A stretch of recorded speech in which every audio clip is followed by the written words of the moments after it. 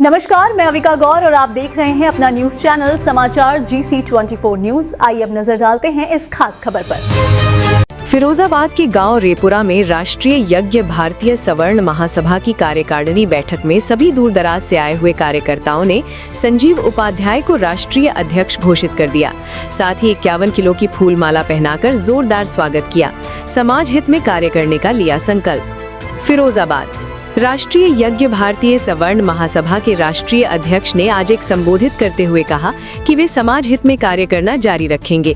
उन्होंने कहा कि समाज की हर आवाज को उठाया जाएगा और समाज के खिलाफ आने वाले हर कानून का विरोध किया जाएगा। उन्होंने हाल ही में आए DGC कानून का विरोध करने का उल्लेख किया और कहा कि ये कानून समाज के हित में नहीं है। उन्होंने कहा कि वे इस कानून को वापस लेने के लिए संघर्ष जारी रखेंगे।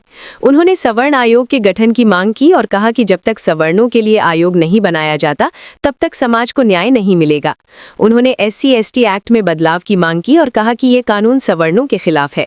उन्होंने गरीबी आधारित आरक्षण की मांग की और कहा कि गरीबी सब जात में होती है, इसलिए आरक्षण का आधार गरीबी होना चाहिए।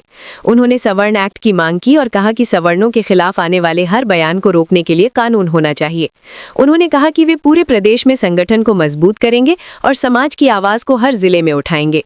उन्होंने कहा कि वे दिल्ली और लखनऊ में बड़े प्रदर्शन करेंगे और सवर्णों के अधिकारों के लिए संघर्ष जारी रखेंगे। उन्होंने कहा कि सवर्णों के खिलाफ आने वाले हर कानून का विरोध किया जाएगा और समाज के हित में कार्य करना जारी रखा जाएगा। उन्होंने कहा कि वे समाज के लिए लड़ते रहेंगे और समाज को न्याय दिलाएंगे। आज जो ये भारतीय सवर्ण महासभा का गठन किया गया है, किस उद्देश्य से किया गया है, इसका क्या?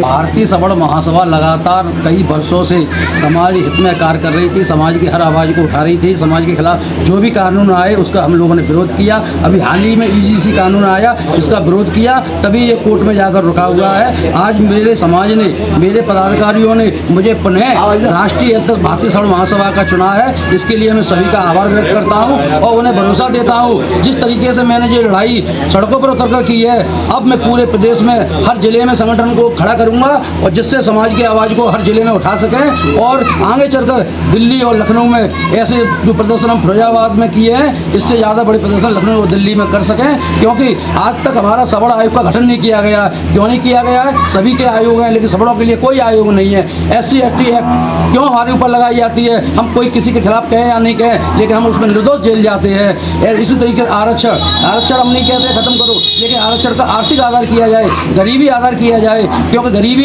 हर जात में होते हैं, सवर्ण में भी गरीब है, इसलिए उनके लिए भी हो।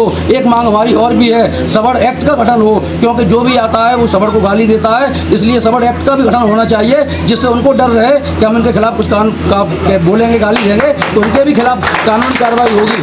EGC कानून ये कतई बर्दाश्त नहीं किया जाएगा। हमारे बच्चे जो कि हमारे यहाँ के छात्र हैं, हमारे जो परिवार के लोग हैं, लाखों रुपये खर्च करके इनको कॉलेज यूनिवर्सिटियों में भेजते हैं पढ़ाई के लिए। माँ इस तरीके का माहौल होगा, इस तरीके से भेदभाव किया जाएगा तो वो डर के मारे ना तो वो नंबर अच्छे ला पाएंगे और ना हमारे जो पैसा होगा वो भी बर्बाद होगा।